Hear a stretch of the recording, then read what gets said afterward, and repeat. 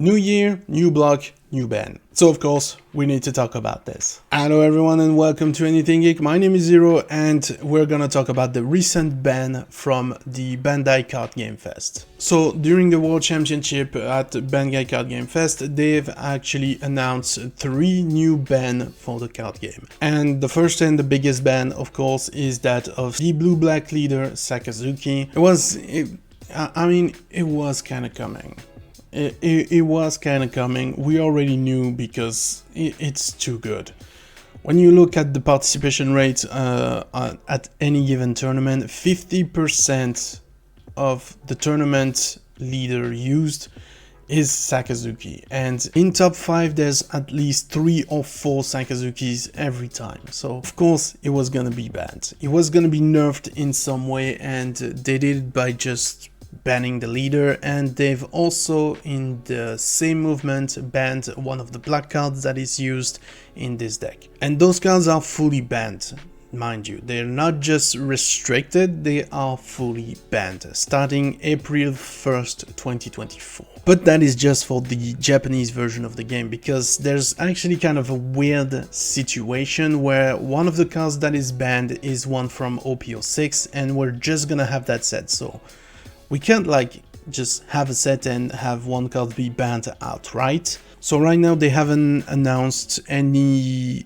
statement for the global version. We know this is banned for Japan starting April 1st, but that's just there. And we're gonna start with Sakazuki. Of course, he's got an activate main. Once per turn you may trash one card from your hands and draw a card, which draw power is already very good on its own, but also when attacking you can give up to one of your opponent's character -1 cost during this turn, and this was just too strong, because when you consider that he's blue and black, you have the cost reduction with black, and you have some really hard control with blue that can bottom deck any cards. And since you can just like bottom deck cards with like even lower costs, and you have a cost reduction built in black, it was really too effective. Not to mention the combo from Rebecca and Rob Lucci, it was just too strong.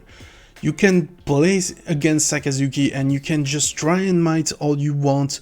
When Lucci comes out, you lose all your boards. And that's just a fact. And it's just a 4 cost. And the use rate, like I said before, was flooding like nearly every tournament, every top 5 that you can imagine. Sakazuki was there. The use rate was nearly 50%. And you didn't care that you needed to trash a card, because you have cards that can get back cards from the trash. So you can even trash your card intentionally. He was very strong, and perhaps too strong, even more so than Whitebeard, I think. But that's just my opinion. Hey, if this video is at the very least entertaining to you, consider liking the video and subscribing to the channel. We talk about anything geek, ranging from the One Piece card game to video games, animes, and all that good stuff. So if that's your jam, you're in the right place. Also, we have memberships, so if that's your thing, you can check out the cool perks that we offer. I personally think that the more the merrier, so if you have friends that are into geeky things as well, share this video and this channel with them. That said, let's move on to the next card that was banned, because it's actually very weird. It's a card from OPO6, so it's not out yet for us, and I can totally see why this card would be banned, given the explanation that was given out for that ban, because that card actually allows you to brute force your way into winning a game. Originally, you can choose between 2 effects. You can either KO one of your opponent's 5 cost or lower character, or if your opponent has only 1 life, you can deal 1 damage to them and then add the top cards of your life to your hands. But the problem is that if you keep this and play this when your opponent only has 1 card left in their life, that's just game.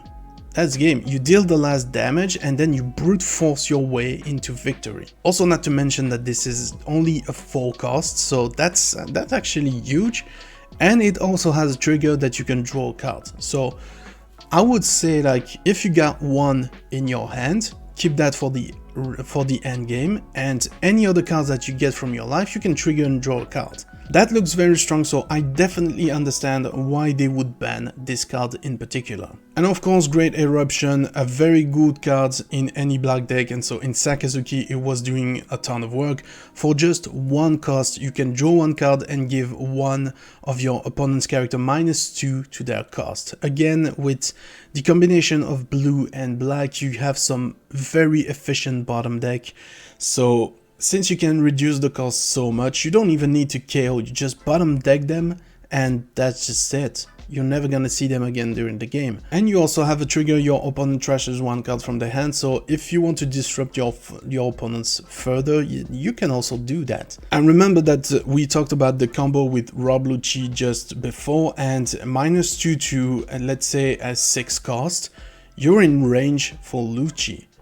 So when I tell you that black was too efficient, I really mean it. You pay 1 for the Great Eruption, you pay 4 for Lucci, and you remove 2 cards from your opponent's board, some cards that were a cost of 6 originally. So yeah, it was too strong. That being said, they banned Sakazuki, but they're planning to replace it with a very similar card, and it's gonna be a Sakazuki leader as well, promotional card this time, so pay attention to how you're gonna be able to get this if you want it. But it's gonna be the same color leader, so blue and black. And we're just gonna have this time an activate main. Once per turn, you can discard one card from your hand with the navy type, and you can give up to one of your opponent's character -1 cost during this turn. So you only get the minus cost reduction from the original Sakazuki leader, and the effect is a conditional one. You need to pay a navy card that you're gonna trash. Now, trashing your cards, of course, you don't really care with black because you can fetch them back with Rebecca, but the trash that you need to do is a navy type, so that's kind of locking you into the navy. Lucci being a CP9 and Rebecca being a Dressrosa, it's not gonna be that efficient in the original Sakazuki deck, but you can still kind of use it, but it's not going to be as good as the previous one. And I mean, sure, we get a prominent leader that is banned for the current meta, but we've also had announcement of OP09, which is the anniversary set, as well as a second booster set that is coming. It's totally optional booster set, and all the starter deck up until starter deck 20. What's up with that? But if you want more information about those specific topics, you should check out this video next.